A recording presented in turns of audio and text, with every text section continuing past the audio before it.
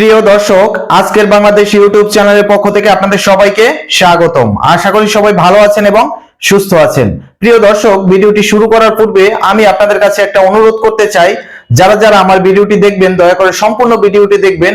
আর সম্পূর্ণ ভিডিওটি দেখে যদি আমার ভিডিওটি আপনার কাছে ভালো লাগে তাহলে অবশ্যই ভিডিওটিতে একটি লাইক দিয়ে চ্যানেলটা সাবস্ক্রাইব করে দিবেন আর কমেন্টে আপনার মূল্যবান মতামত জানিয়ে যাবেন। প্রিয় দর্শক, একটা ভালো ছাত্র যদি পরীক্ষায় ফেল করে তাহলে তার বাবা মায়ের মনে যে ধরনের দুঃখ কষ্ট সৃষ্টি হয়, বর্তমান সময় বিএনপির জন্য বর্তমানে বাংলাদেশের সাধারণ জনগণেরও একই ধরনের দুঃখ কষ্ট মনের ভিতরে সৃষ্টি হয়েছে, তথা বিএনপি দলের নেতাকর্মীদেরও এই ধরনের দুঃখ কষ্ট সৃষ্টি হয়েছে।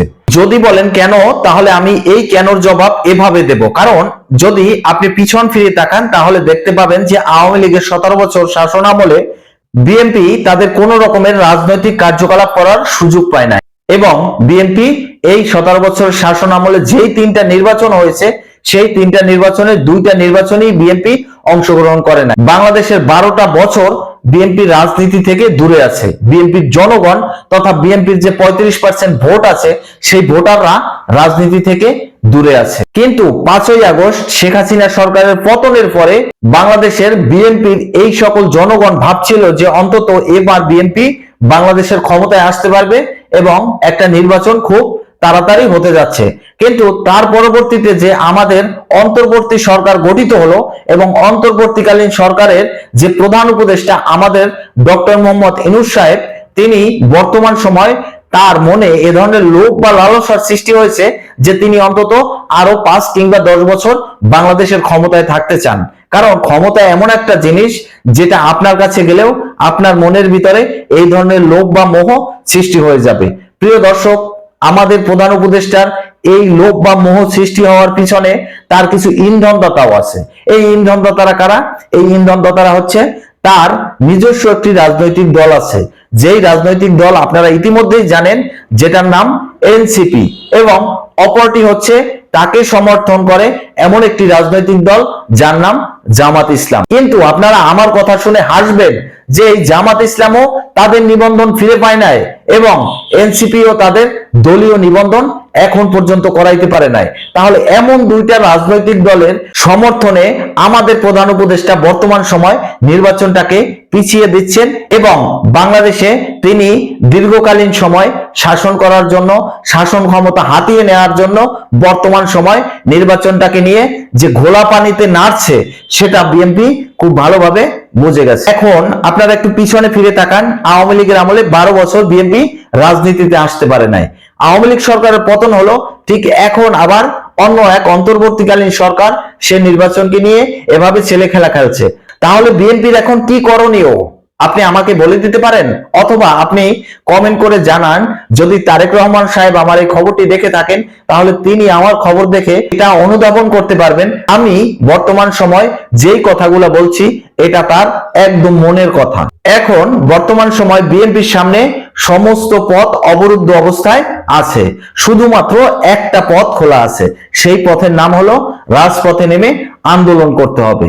এই রাজপথে নেমে আন্দোলন ছাড়া বিএনপি কোনো দিনও আর বাংলাদেশে ক্ষমতায় আসতে পারবে না। কারণ বাংলাদেশের ক্ষমতা এখন যাদের হাতে আছে তারা খুব সহজে এই ক্ষমতা হস্তান্তর করবে না। বাংলাদেশে খুব তাড়াতাড়ি নির্বাচন হবে না। এটা যারা স্বপ্ন দেখেন যে বাংলাদেশে নির্বাচন হবে 2026-এর জুন জুলাইতে, এটা নিছক একটা মরীচিকা, আর কিচ্ছু না। 2026-এর জুন জুলাইতে আমাদের প্রধান উপদেষ্টা তিনি আবার বলবেন যে 2026-এর ডিসেম্বরে করবেন। আবার 2026-এর ডিসেম্বরে তিনি এই কথা আবার বলবেন যে তিনি নির্বাচন 2027-এর ডিসেম্বরে করতে চান। তখন এইভাবে করতে করতে করতে করতে আপনাদের সেই ফখরুদ্দিনের আমল মনে আছে, যিনি 2.5 বছর 3 বছর ক্ষমতায় থেকে তারপরে নির্বাচন দিয়ে এই দেশ ছেড়ে চলে গেছেন। সেম কাজটা করবে আমাদের প্রধান উপদেষ্টা ডক্টর মোহাম্মদ ইউনূস। যেটা বাংলাদেশের জনগণ কতটা বুঝতে পারছে সেটা তাদের ব্যাপার, কিন্তু বিএনপি তথা বিএনপির যে নেতাকর্মীরা আছে তারা এটা বর্তমান সময় খুব ভালোভাবে বুঝতে পারছে এবং বারবার প্রধান উপদেষ্টার কাছে যাচ্ছে।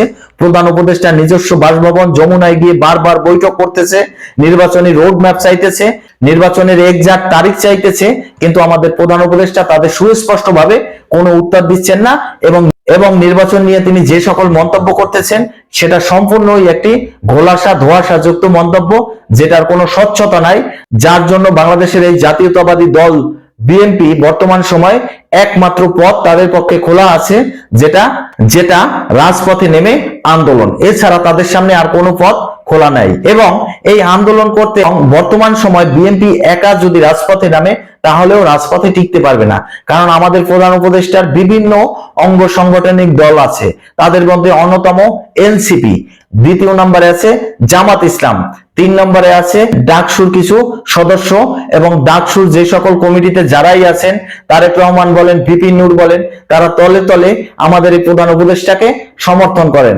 4 নম্বরে আছে ছাত্র জনতার নামে তার একটি আন্দোলনকারী দল আছে, যারা সবসময় আন্দোলন করে চুরিমারা করে বেড়ায়।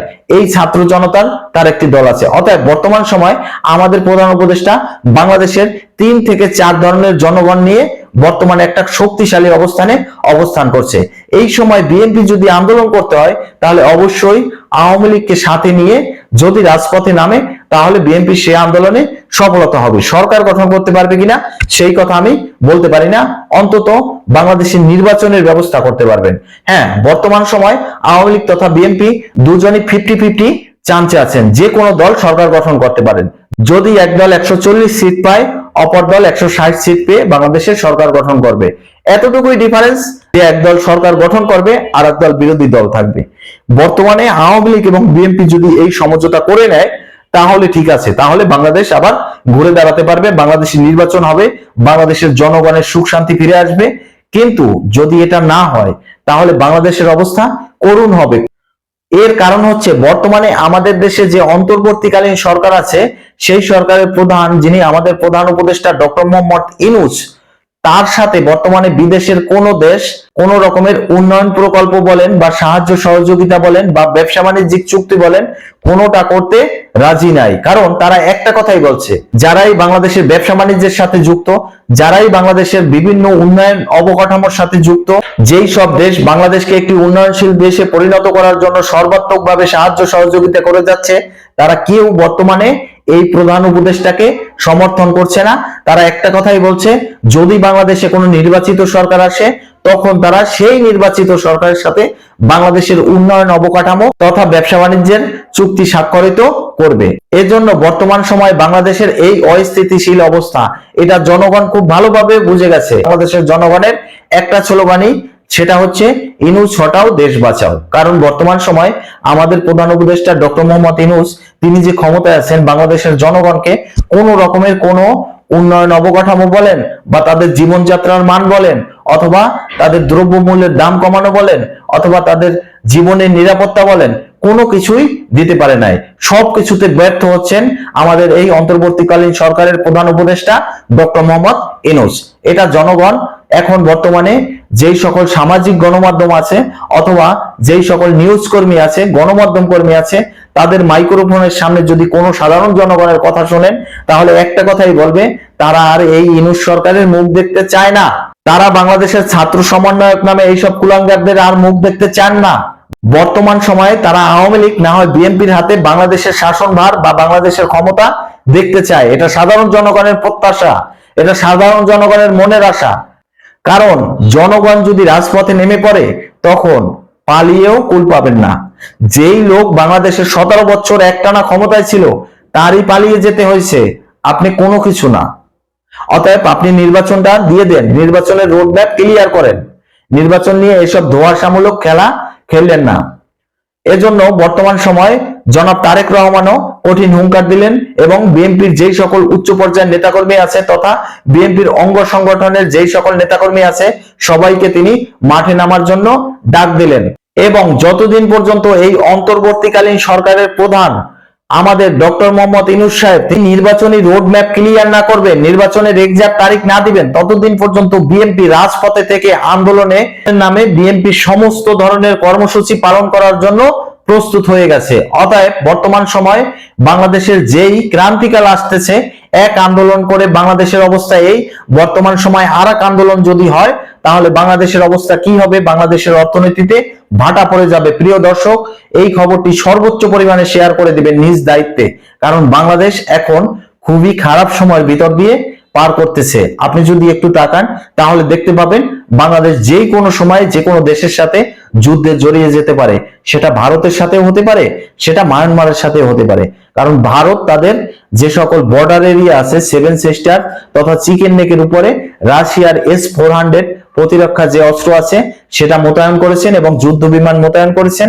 অপরদিকে মায়ানমার কিন্তু সবসময় ফাঁদ পেতে থাকে যে বাংলাদেশের দুরবস্থা কখন আসবে তখনই বাংলাদেশের উপরে আক্রমণ করে সেন্ট মার্টিন দখল করে নিয়ে যাবে। অতএব বাংলাদেশের এখন বর্তমানে খুব খারাপ সময়ের ভিতর দিয়ে পার করছে। সবাই সাবধানে থাকবেন, নিজের জীবনের প্রতি খেয়াল রাখবেন। এই বলে আজকের এই পর্যন্তই শেষ করছি। প্রিয় দর্শক, ভালো থাকবেন, সুস্থ থাকবেন। পরবর্তীতে নতুন কোনো ভিডিও নিয়ে আসবো, সে পর্যন্ত অপেক্ষা করুন। আল্লাহ হাফেজ।